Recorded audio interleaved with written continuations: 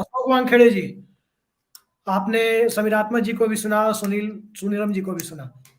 एक बात आप मुझे बताइए, जो बात रवि किशन जी कह रहे हैं, माननीय सांसद रवि किशन जी कह रहे हैं कि कांग्रेस के राज में ऐसा बिल आया होता तो उनके 4 बच्चे नहीं होते।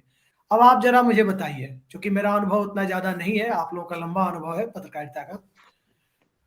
15 अगस्त 47 को देश आजाद हुआ, तब 1946 में बनी प्रोविजनल पार्लियामेंट थी, जो 1952 तक काम कर रही थी, जिसे संविधान सभा भी कहते हैं। उस प्रोविजनल पार्लियामेंट में तमाम कानून बनाए। कल्पना कीजिए, यदि जवाहरलाल नेहरू ने, जिस कांग्रेस के ऊपर ये दोष दे रहे हैं, उस कैबिनेट ने और उस प्रोविजनल पार्लियामेंट ने यदि हम दो हमारे दो के नारे को स्वीकार करते हुए कानून बना दिया होता, तो क्या जिस नेता के लिए, जिस पार्टी के लिए इतने बड़े बड़े, और खुद उस नेता और पार्टी के भरोसे संसद पहुंचने की कोशिश करते हुए मनोज तिवारी और रवि किशन जैसे लोग दिखते हैं, क्या उस नेताजी भी इस धरती पर अस्तित्व में होते? क्योंकि बहुत सारे नेताओं को मैं जानता हूं जो अपने माता पिता की तीसरी, चौथी, पांचवी, छठी, सातवीं संतान है। वैसे उस हिसाब से तो हम भी यहाँ नहीं होते। जी, सवाल वो नहीं है। सवाल जब आपने कहा कि सवाल। सवाल क्या है कि एक जब छिछोरे आदमी के बारे में हम डिस्कस कर रहे हैं तो सारे इशू छिछोरे हो जाते हैं। और मुझे लगता है मिश्र जी ने ओपनिंग में ही कहा, ये बहुत ही वाहियात किस्म का, मतलब ये नॉन सीरियस पॉलिटिशियन है, उसकी हम चर्चा कर रहे हैं। लेकिन हमारे देश के लोगों को पता पड़ना चाहिए कि कितने छिछोरे और नॉन पॉलिटिशियन, मतलब नॉन सीरियस लोग भी लोकसभा में बैठते हैं। सवाल है कि जब आपने कहा, क्योंकि सारा बातचीत ही बच्चे पैदा करने पे और कानून बनने पे था, तो जब आपने कहा कि मैं आपके जैसा एक्सपीरियंस नहीं हूं, तो मैं थोड़ा सटके में आ गया कि मैंने बोला भाई, अब इसमें बच्चे पैदा करने का भी एक्सपीरियंस गिना जाएगा क्या? मुझे उस संदर्भ में लगा। फिर आपने कहा कि नहीं बनेगी। देखिए, एक बात बड़ी क्लियर है कि कानून अपने हिसाब से बनते हैं, कानून का अपना एक रोल है समाज में। हमारे देश में यदि कानून बलात्कार न करने का है, तो क्या कानून बलात्कार रुके देश में? चोरियां रुकी है, डकैती रुकी है, भ्रष्टाचार रुका है? दल बदल कानून लागू होने के बाद भी उसमें से रास्ता निकाल के तो लोग करते ही हैं। कल बच्चे पैदा करने का कानून भी होता, तो जिस हिसाब से दल बदल कानून का फायदा, गलियों का फायदा उठा के वो लगातार सरकारें बनती जा रही है, तो रवि किशन भी बच्चे पैदा करते और उसका भी एक कोई रास्ता ढूंढता। बच्चे पैदा करना ना करना ये निहायत निहायत निजी डिसीजन है। पति और पत्नी इस दोनों इस डिसीजन में भागीदार होते हैं। यदि ये पति का ही डिसीजन है तो वो बलात्कार कहलाएगा पत्नी पे, और यदि पति का ही डिसीजन है तो वो भी ऐसा ही मामला होगा। पति पत्नी बच्चे पैदा करने के बारे में ये तय करते हैं कि अपना बच्चा कब होना चाहिए, कितने बच्चे होने चाहिए। नींद में बच्चे पैदा नहीं होते। तो बच्चे पैदा करने के समय आप ये नहीं कह सकते हम तो शूटिंग करते रहे और बच्चे पैदा होते गए। ये कोई पौधा नहीं है, आम का पेड़ लगा दिया और पता ही नहीं कितने आम आ रहे हैं। और कांग्रेस की सरकार ने कानून बनाया होता तो आप क्या करते? मतलब सामाजिक दायित्व आपका क्या है ये बताने के लिए आपको कानून की जरूरत है। आपका दिमाग, इतने आप बट्टर दिमाग के आदमी हो कि समाज में क्या हो रहा है ये आपको दिखाई नहीं देता। यदि कोई कुत्ता गाड़ी के पीछे आ गया, नीचे आ गया और वो मर रहा है, तो उसके मुंह में पानी आप छोड़ते हो, या उस कुत्ते को कहीं लेके जाते हो, कोई एक्सीडेंट होने पे किसी आदमी को आप बचाने का प्रयास करते हो, तो क्या ये कानून बना है? क्या ऐसा कोई कानून है कि एक्सीडेंट होते समय आप वहां खड़े और आपके सामने एक्सीडेंट हुआ और आपने उस आदमी को नहीं बचाया तो आप पे केस होगा? कुछ सामाजिक दायित्व है, उस सामाजिक दायित्व के लिए लोग काम करते हैं। जो असामाजिक लोग हैं उन्हें हमेशा कानून लगता है। कानून आपको एक फ्रेमवर्क देता है, उस फ्रेमवर्क के तहत आपको जिंदगी जीना है, उस समाज में रहना है। कानून हर जगह पे नहीं आपके पीछे लगा रहता। उस फ्रेमवर्क में आपको जितना खेलना है आप खेल सकते हो। क्या बाबा आमटे हो गए या ऐसे कई समाज सेवी हैं हमारे देश में, कोई ऐसा कानून था कि भाई आमटे नाम का आदमी समाज सेवा ही करेगा और मोदी नाम का आदमी चाय बेच के प्रधानमंत्री बनेगा? या ऐसा किसी को नहीं लिखा है कि अशोक वानखड़े है तो सिर्फ पत्रकार ही बनेंगे भैया? स्टेडियम नहीं बना सकता कोई वानखड़े, और कोई समीर वानखड़े किसी को जबरदस्ती अंदर नहीं कर सकता। कल यदि ये मैं कहूं कि भाई कांग्रेस की गलती है, मैं तो कल ये मैं कह सकता हूं कि अटल जी की भी सरकार थी, उनकी गलती थी। यदि आज मैं सरकार विरोधी बोलता हूं, सरकार को परेशानी होती है, तो उनको कानून पास कर लेना चाहिए ताकि कोई भी वानखड़े पत्रकार नहीं बनेगा। अशोक वानखेड़े जी, एक तो चीज शायद मैं पत्रकार नहीं दूं, बनता। मैं आपको याद दिला दूं, अटल बिहारी वाजपेयी के समय में उसके पहले जो एक आया था जनसंख्या नियंत्रण के लिए कैबिनेट का जो एक रिजोल्यूशन आया था, सोहिलम जी को भी याद होगा, समीर आत्मा जी को भी, 2046 को पॉपुलेशन स्टेबलाइजेशन का ईयर घोषित किया गया था, और अटल जी के समय में उसको बढ़ा करके उस लक्ष्य को 2070 किया गया था। अभिषेक जी, ये तो अभी हम उस छिचोरे पॉलिटिशियन पे बात कर रहे हैं, और जनसंख्या नियंत्रण कानून ये इतना सीरियस मामला है, हमें विश्व में क्या हो रहा है ये देखना चाहिए। आज हम, हमारे प्रधानमंत्री, हमारा देश, आप और हम सब इस बात को गर्व महसूस करते हैं कि सबसे ज्यादा युवा वर्किंग पॉपुलेशन इस देश में है। हम विश्व को ह्यूमन रिसोर्स सप्लाई कर सकते हैं। आज हम जिस गर्व से कह सकते हैं, वो गर्व इसलिए है कि पॉपुलेशन कंट्रोल कानून नहीं था। आज यदि आप 2011 का भी सेंसस देखें, जो 10 साल पहले भी जाके हम देखें, तो हमारे यहां पॉपुलेशन का रेट ऑफ ग्रोथ घट रहा है। आज चाइना, जापान, ये तमाम देश, ये लोगों को बच्चे पैदा करने के लिए, यूरोप में कई देश है जो बच्चे पैदा करने के लिए इंसेंटिव दे रहे हैं। बच्चे पैदा करो करके एक कैंपेन चला रहा है। आज चाइना में जो युवा पॉपुलेशन है वो कमजोर होती जा रही है, पेंशनर्स की तादाद बढ़ती जा रही है, उनके पास वर्किंग फोर्स नहीं है, उनके पास डिपेंडेबल लोग ज्यादा है। आज चाइना में भी बच्चे पैदा करो, उसके लिए इंसेंटिव्स दिए जा रहे हैं, क्योंकि किसी मूर्खतापूर्ण आदमी ने यह किसी के दिमाग में घुसेड़ दिया है कि मुसलमान ज्यादा बच्चे पैदा करते हैं।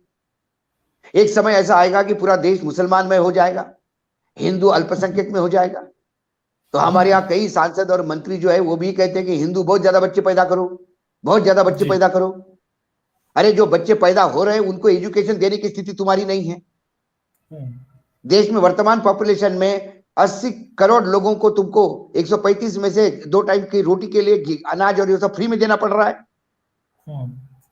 आज एजुकेशन नहीं है, आज एजुकेशन के लिए स्कूल्स नहीं है, आज स्कूल है तो छत नहीं है, आज आपके पास फंड नहीं है।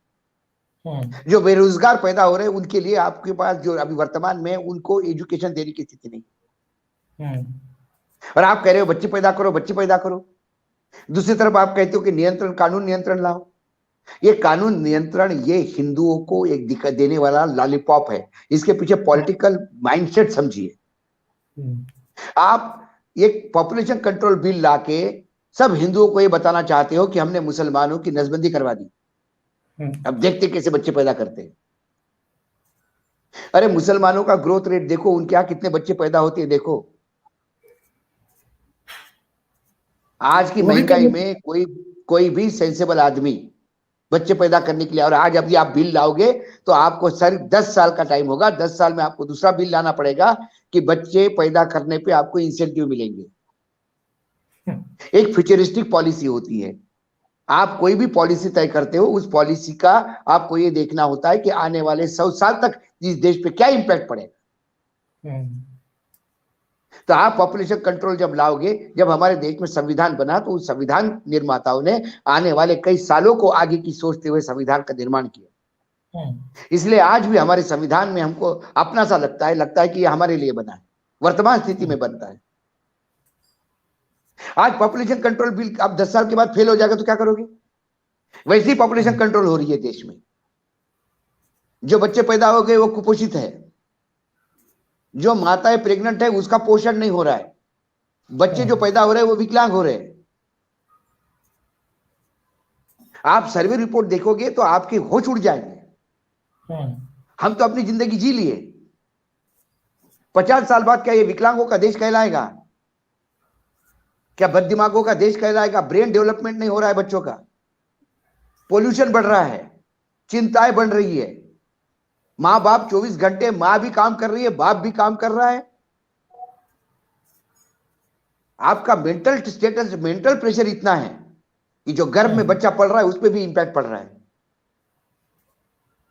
आपको एक हेल्दी सोसाइटी बनाने के लिए आपको, एक इकोनॉमिस्ट थे, उन्होंने बहुत बड़ी बात कही थी कि जो बच्चा पैदा होता है वो खाने के लिए एक मुंह ही नहीं लाता, काम करने के लिए 2 हाथ भी लाता है।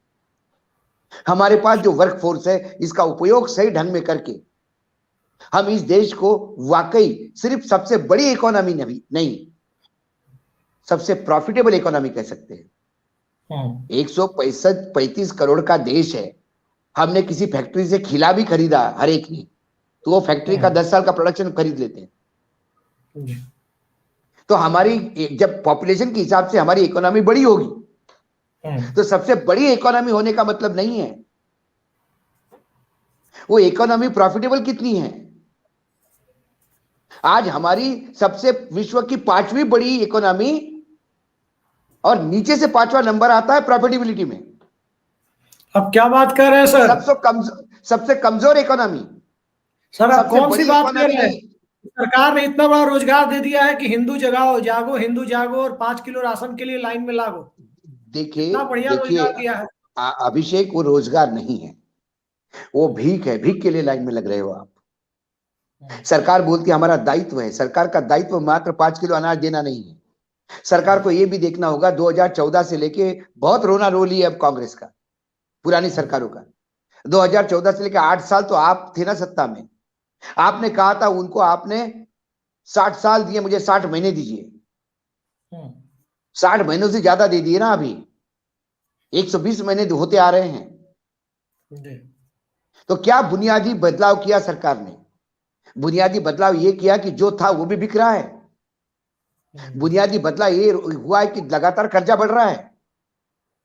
बुनियादी बदलाव ये हो रहा है कि महंगाई कंट्रोल में नहीं आ रहा है, रुपया कंट्रोल में नहीं आ रहा है, बेरोजगारी कंट्रोल में नहीं आ रही है।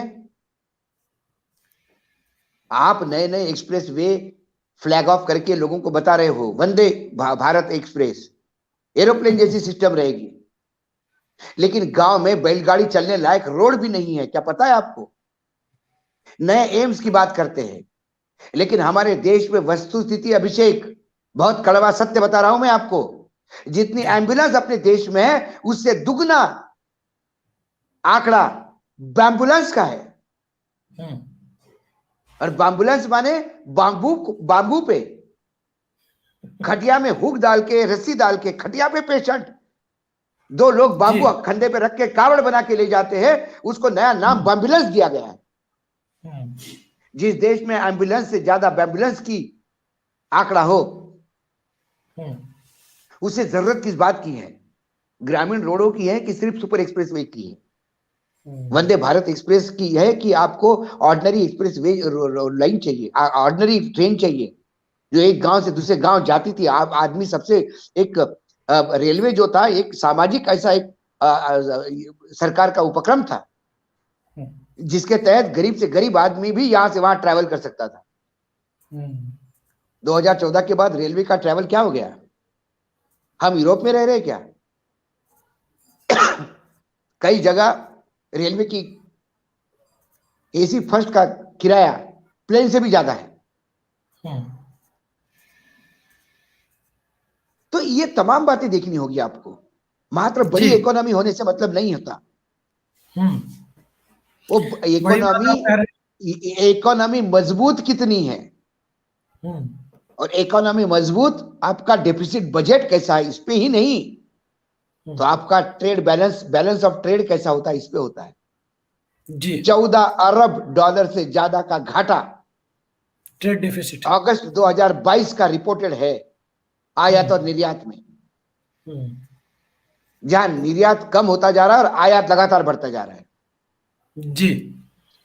आप ऑर्गेनिक खेती का नया शगुफा देते हो कि गंगा के किनारे ऑर्गेनिक खेती होगी। यही ऑर्गेनिक खेती ने वहां डुबाया है लंका को जी। लंका के डूबने के थोड़े तो अपना पास वाला मुल्क डूब गया, उनका डीएनए भी कोई अलग डीएनए नहीं है गंगा लंका का। भारत कई पार्ट हुआ करता था। थोड़ा सा अभ्यास करना चाहिए। बस हिंदू मुसलमान 24 घंटे राजनीति, देश के विकास की बात नहीं करनी है। प्रधानमंत्री सिर्फ कहते हैं कि विकास की बात करो, लेकिन इस बिल में क्या विकास है? सिर्फ मुसलमानों को आपको लगता है पॉपुलेशन बढ़ रही है, तो आप मूर्खतापूर्ण ये व्हाट्सएप की यूनिवर्सिटी पे जी रहे हो। जी। आप एक्चुअल आंकड़े दिखा के देखिए तो आपको समझ में आ जाएगा कौन होता है, क्या होता है और कैसा होता है। जी। लेकिन जिस पार्टी में ऐसे बहुत बड़े छिछोरे लोगों का एक गुट हो, जो बच्चे पैदा करने पे भी अच्छा हुआ उन्होंने कहा, वो तो ये भी कह सकते थे कि मेरे माँ बाप ने मुझे पैदा किया, ये भी कांग्रेस की गलती थी। जब उससे वहां पहले तक ही हम नहीं कानून जाएंगे। लाते तो शायद मैं भी पैदा होता।